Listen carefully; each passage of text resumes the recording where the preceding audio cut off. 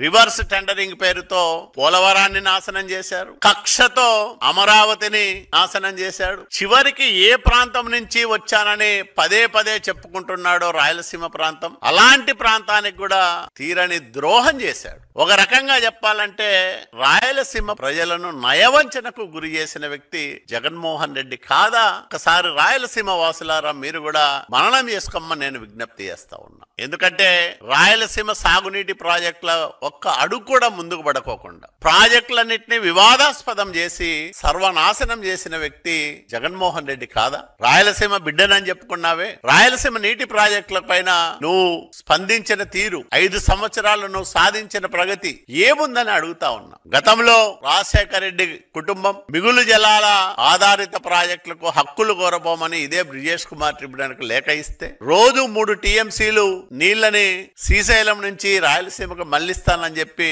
రాయలసీమ దుర్భిక్ష నివారణ పథకం పేరుతో రాయలసీమ నీటి హక్కులను అత్యంత వివాదాస్పదంగా మార్చిన వ్యక్తి జగన్మోహన్ రెడ్డి అవునా కాదా? ఒక్కసారి ఆలోచన చేయమని నేను అడుగుతా ఉన్నా.